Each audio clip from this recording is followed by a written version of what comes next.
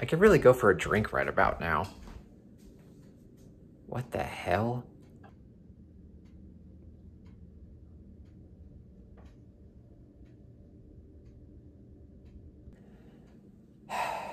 What are you doing, Stephen King? Well, clearly you don't think I'm a great writer, so I decided to open up my new bar top. Steve, you're a fantastic writer. Just because I think some of your books are slightly overrated doesn't mean you should quit writing and open up a damn bar top. Are you gonna order anything or what? Fine, how about a tall glass of red rum? What did you say? I said I want a tall glass of red rum. Red rum. Red rum. Red rum! Coming right up, sir. Ugh.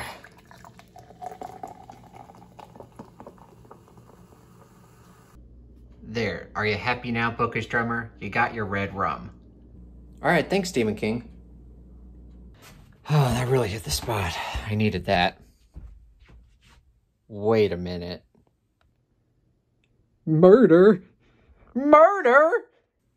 Oh, fuck. I gotta get out of here. Oh my god, oh my god. Oh my god. Come play with us, Jake. Forever and ever. Come play with us, Jake. Forever and ever. That'll surely teach Bookish Drummer to mess with me, Stephen King. So today's video is going to be episode 7 of my Stephen King ranking video series. And today I'm going to look at all of the books that I would rank 20 through 16. We're getting down to the nitty-gritty here, folks. My top 20 Stephen King books of all time. I will say, it was relatively easy to decide which books would go into my top 20. The difficult part, of course, is ranking them. And all of these books are basically 5-star reads for me. So the difference between them all is, you know, a tiny fraction. And so, you know, this list could definitely change, you know, throughout the course of my life, of course. A book that I rank, you know, like 19, you know, maybe next year I'm going to put it in my top 10 or vice versa. But, you know, does it really matter? At the end of the day, these are all just great Stephen King books, at least for me. I get to talk about my favorite Stephen King books in great length, and I also get to chat with you guys in the comments about the books that I picked and how you fare with these books, how you think they're good or how you think they're bad, how you would rank them really high, how you would rank them really low. Very fun to talk with you all about it in the comments.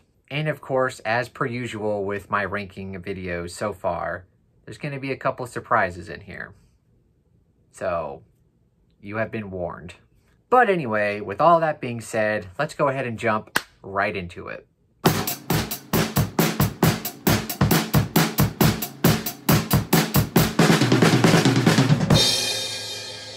Starting out the video with number 20 on my list, we have Finders Keepers, the second book in the Bill Hodges trilogy. By far and away my favorite of the Bill Hodges trilogy. The first book is fine, the third book is terrible, but the second book is absolutely terrific. And as far as the King fandom and how they would rank the trilogy, it's kind of all over the map, really. You've got people who love the first book and the third book, but don't particularly like the second book, which I find strange. You've got people like me who enjoy the first 2 books, but pretty much hate the third book. You've got people who just don't like the trilogy at all, and then you've got people who absolutely love every book in the trilogy. All over the map. But for me, the characters that get introduced in the first book, Mr. Mercedes, I'm not a huge fan of. So when I started reading the second book, and I kind of realized like 100 pages in or so, I'm like, wait, none of the characters are in the book yet. It was very weird. And I was like, why am I enjoying this book? And then it clicked with me. I was like, oh yeah, none of the characters have really been put into the book yet. You've got these other characters that are way more compelling, and the story that's told at the beginning is just really gripping. Honestly, I wish King would have just wrote the story without, you know, including Bill Hodges and the gang. It could have been a really good standalone just from the story that we get. It could have been a really good novella as well. And I get the criticisms of the book. A lot of people who do enjoy Bill Hodges and Holly and Jerome and all of the characters in the first book, they're a bit more absent in this book, and if you really love those characters, you're not going to love this book as much. Also, it's a little derivative of a certain other book in Stephen King's catalog. I won't spoil it, but it does have its similarities, and I get it, but I loved it anyway. When I was originally coming up with the ranking for this series, I had this in my top 10, but I bumped it down to number 20 for a few reasons. The rereadability factor for this book is a little lower, just because, you know, it's a part of a trilogy, and it's a little weird to like read only the second book in a trilogy. Because I'll be honest, I'm not too interested in rereading Mr. Mercedes, and definitely not End of Watch, good lord. But also there were some books that I originally had in my top 20 that were lower than this book that have a way higher rereadability factor. Books that, even though like the first time I read them, I didn't necessarily love it as much as this, but they're going to be books that I'm going to be rereading a heck of a lot more than this book. But nevertheless, this is still a fantastic book, and it sits comfortably at number 20.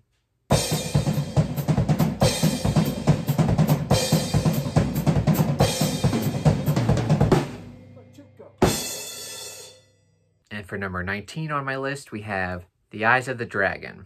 I do have 2 copies of this book. They're basically the same cover, except with different color schemes. I do like this one better, though, because I don't know if you can tell, but it actually has dragon scales imprinted right on the cover. Very cool. But now, actually, about the book. This was the second Stephen King book that I ever read, and I read it all the way back in middle school when I was trying to get my dad to let me read Stephen King books. The first book he let me read was The Girl Who Loved Tom Gordon. At the time, I wasn't a huge fan of it, but then he let me read this book, and I actually very much enjoyed it as a middle schooler. And then when I got back into reading a lot more Stephen King when I was in college, back in like 2014, I reread this as an adult, and I still loved it. I feel like for Stephen King fans, this is a hit or miss. Like, you're either going to love this book, or you're going to hate it. And I definitely love it. I can understand why people don't like it or even hate it, because the writing style, you know, he essentially wrote this for his daughter, his very young daughter at the time. And it's definitely a bit more juvenile, and it's written almost like a young adult or even middle grade book at times. And I'm not a prose snob, so I really don't care how you tell the story, as long as it's compelling and you have great character work. I really couldn't care less, unless it's just like awful, or unless it's like extremely flowery to the point where I'm like, this is too much. But basically, I go to Stephen King because his stories are interesting. He's just a fantastic storyteller, and most of the time, he has great characters. And this story, both times I read it, was definitely a very compulsive read, and I think the fact that it has very short chapters, I think it's only like a 400-page book, but there's like 120 chapters. It goes by extremely quickly, and you really want to get to the end. And it just has a lot of scenes that just are very memorable, and they stay with me in my mind, especially the scene where, you know, and this might be mild spoilers, but not really. The book is called The Eyes of the Dragon because the prince finds this passageway, and he's able to go see into his father's room by looking into, like, he's got a dragon head mounted on his wall, and he can peer in and look through the eyes of the dragon. And I always thought that was super cool. I've read this book twice, and I loved it both times. I haven't read it in quite a while, though, so I put it a little lower on the list just because I'm hesitant to pick it back up because I'm afraid I won't like it nearly as much as I did those other times, but I'm sure I'll still love it. But for now, it's a little lower. I originally had it in like my top 15, but 19 is a pretty good number.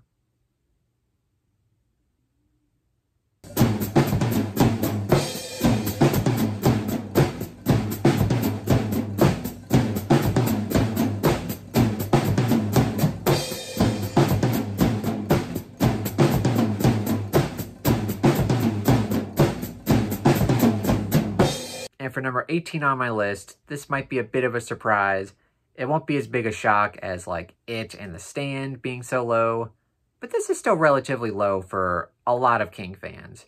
And number 18 is The Shining.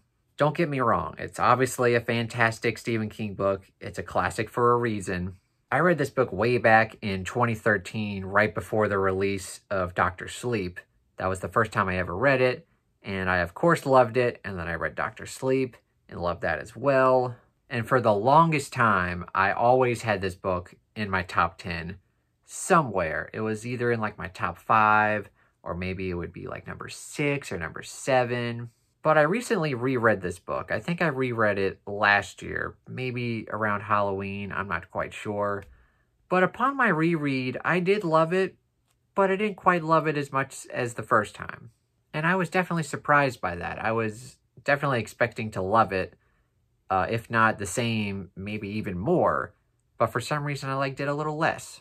Now, of course, that could be a mood thing. And that sometimes happens with readers, where you read a book that you probably should love, but for some reason, you're just not quite in the mood for it. That could have happened here. So I could reread this again, and then all of a sudden, I absolutely love it again. But for now, when I was coming up with my top 10 list, I was very shocked, and I was like, well, you know, it's not above this book, and then this book probably needs to be above it. Is this not going to be in my top 10?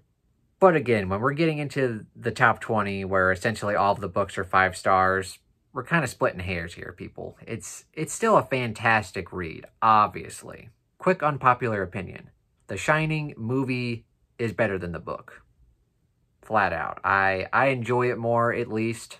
Now, of course, I'm very biased because The Shining movie is my second favorite movie of all time, besides Pulp Fiction. So I grew up watching the movie over and over and over again. So by the time that I actually got to read the book, I had watched the movie, you know, probably 100 times or so. But again, I do love the book, and I think the differences between the book and the movie make sense for their medium, right? Because the Shining book, the scenes that are scary in here, like there's some hedge animal scenes, that would not have worked in the movie, especially for 1980s, you know, technology. Like, it would have just been really goofy. But of course, when you read it in the book, you can just imagine it in your head, and it's ultimately very creepy. And vice versa, some of the scenes that are in the movie, you know, they're kind of like long shots of just Jack Torrance like staring out a window and just like a slow zoom in. Like, that probably wouldn't work in book form. But anyway, I'm rambling. I love the movie, but I also love the book, and it sits comfortably at number 18. Maybe not comfortably, but it's managing.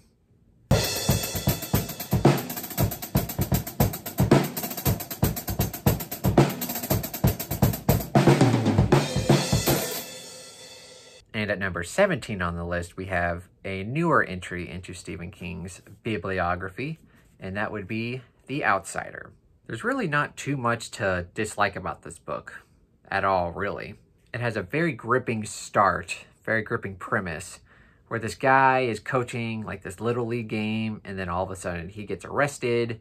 Everyone's freaking out, and they basically have DNA evidence that he murdered and basically assaulted this young boy. But also there's video evidence of the guy who's being accused in a completely different location at the time of the murder. So what is going on here? And once you kind of figure out what's going on here, and when the characters figure it out and they have to deal with it, I'm not going to get into it because of spoilers, but once they figure out what's going on, it's really good.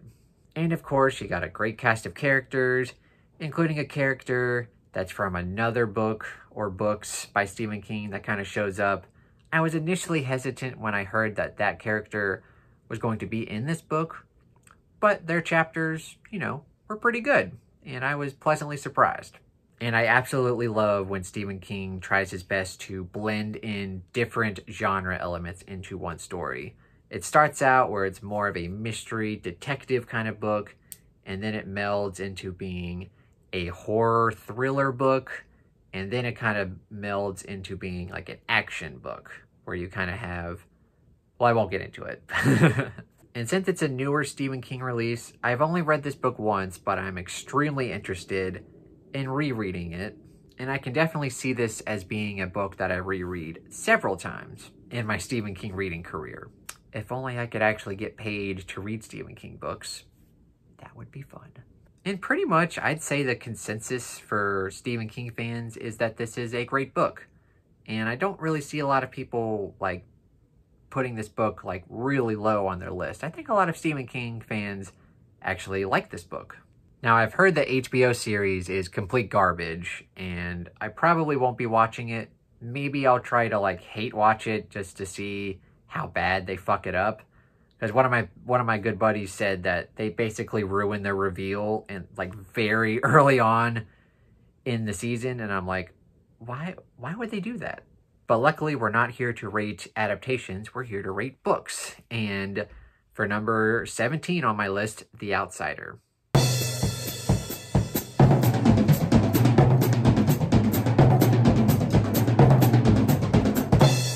And for number 16 on the list, the last book that I'll include in this video is actually the sequel to The Shining, Dr. Sleep. I'd say for most fans, putting Dr. Sleep above The Shining, even just slightly above The Shining, is unpopular. And I'm not even going to necessarily say that it's objectively better, right? I've read The Shining and Dr. Sleep twice. And the first time I read them, I clearly loved The Shining more. I gave it 5 stars. And then when I read Dr. Sleep, like immediately after reading The Shining for the first time, I enjoyed it, but I had some slight issues with it. But the second time I read it, The Shining, it was good, but it wasn't, like, fantastic the first time I read it. And then Dr. Sleep, I was ultimately surprised by how much I enjoyed it more the second time. It's probably just that and I know this isn't fair to the book, but I've seen the movie The Shining, several times, so I know this story very well, even though it's different than the movie, right? But when I read this the first time, there's no adaptation, and I just jumped right into it, and it was completely fresh to me. And the second time I read it, I think if I'm remembering correctly, it was right before the movie came out, and it was still really fresh, and then I watched the movie, and the movie's actually a fantastic adaptation, and it actually makes some improvements. So if I ever update this video series, there is a pretty good chance that The Shining and Dr. Sleep could switch. Like, maybe I like The Shining a little bit more than Dr. Sleep. But for now, just reading Dr. Sleep is it just feels a lot more fresher to me. It's it's kind of like a new take on an old character. And I will admit, it's not a perfect book. The ending, while it's not terrible, you just don't quite feel any real threat to the main characters. They're definitely overpowered, but still, I just think Stephen King's character work in here, having Dan Torrance, having aged him up and having him have very serious alcoholic issues, just like his dad, and he's kind of got to deal with that, and then just meeting new people who have, the Shining ability is just an incredible premise for me. Either way, like, if I put this one above this one or vice versa, chances are I'm probably going to be reading them back to back anyway. So it's a good decision to have them fairly close together, because I'll be reading them probably back to back whenever I do read them, and they're both fantastic 5-star reads for me. So yeah, number 16, Dr. Sleep. All right, that's the end of my episode 7 Stephen King ranking series, where I take a look at all the books that I would rank 20 through 16. Next Friday, I'm going to be taking a look at the books that I would rank 15 through 11. Almost top 10 material. A lot of tough decisions to make, but ultimately I think I have it in the right order. Anyway, what did you guys think of my picks for this week? Did I mention any of your favorite Stephen King books? Did I mention any of your least favorite Stephen King books? How would you rank some of the books that I have here? Would they be higher on your list, or would they be lower on your list? Either way, let me know down in the comments below. And as always, if you enjoyed the video, please give it a thumbs up and consider subscribing to my channel. Thank you so much for watching and have a terrific day. Hey Steve, how the hell did you get that sign up there? Go fuck yourself, bookish drummer.